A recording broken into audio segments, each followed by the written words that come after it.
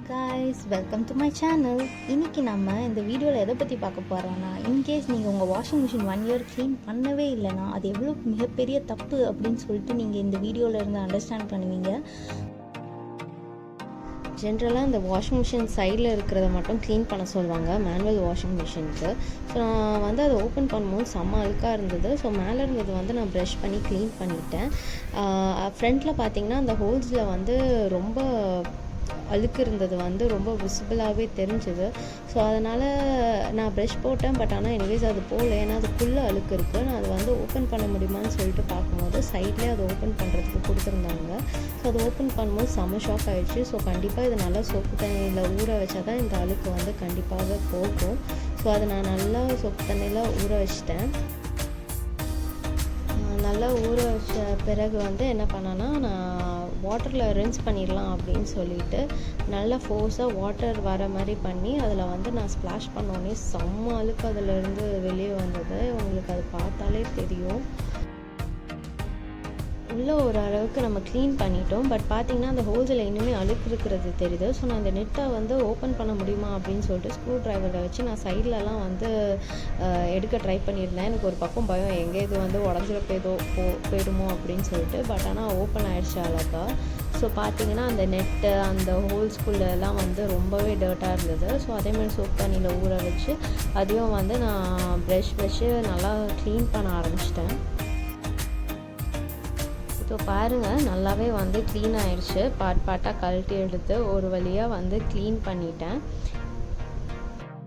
பாருங்கள் எப்படி இருந்தேன்னா இப்போ எவ்வளோ க்ளீன் ஆகிட்டேன். ஸோ இப்போ இன்னொரு பார்ட்டையும் நான் வந்து க்ளீன் பண்ணிடுவேன். ஸோ நான் வந்து இந்த ட்ரம் அந்த லேயர் ஓப்பன் பண்ணுறதுக்கு வந்து சின்னதை வச்சு ட்ரை பண்ணேன். என்னால் சுத்தமாக ஓப்பன் பண்ணவே முடியல. ஸோ நான் கொஞ்சம் ஒரு பெரிய ஸ்க்ரூ ட்ரைவர் எடுத்து அந்த சென்டரில் இருக்கிற இதை வந்து நான் சென்டரில் இருக்கிற ஸ்க்ரூவை வந்து நான் ரிமூவ் பண்ண போகிறேன்.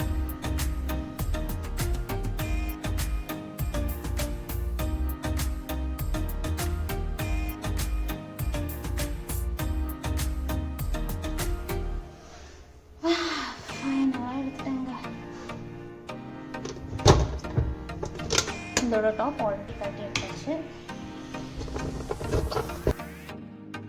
இப்போதான் மெயின் பிக்சர் இருக்குது. நான் இப்போ கீழே இருக்க பேஸை ரிமூவ் பண்ணுறேன். பாருங்கள் அடியில் எவ்வளோ அழுக்கு இருக்குது அப்படின்னு சொல்லிட்டு. ஸோ வாஷிங் மிஷினில் சைடில் மட்டும் க்ளீன் பண்ணுறது முக்கியம் இல்லைங்க, கண்டிப்பாக நம்ம பேஸும் பார்க்கணும். பாருங்கள் எவ்வளோ அந்த துணி நூல்லாம் வந்து உள்ளே இருக்குது அப்படின்னு சொல்லிட்டு. ஸோ நான் ஃபஸ்ட்டு தண்ணியை வந்து ஸ்ப்ளாஷ் பண்ணி விட்டுறேன். அதுக்கப்புறமா வந்து சோப் போட்டு நான் நல்லா தேய்ச்சி எடுக்க போகிறேன்.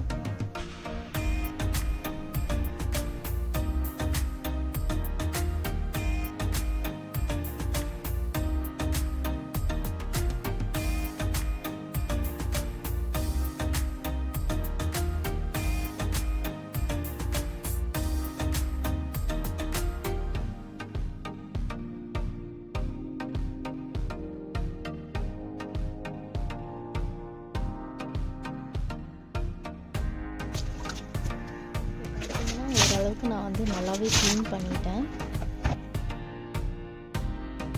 அதோட பேஸை வந்து திருப்பியும் அதை பழையபடி நான் வந்து வைக்க போகிறேன் அது டாப்லேயே. அதுக்கப்புறமா இந்த சென்டர் ஸ்க்ரூ நம்ம ரிமூவ் பண்ணோம்ல, அதுவும் வந்து நம்ம நல்லா டைட் பண்ணிடலாம்.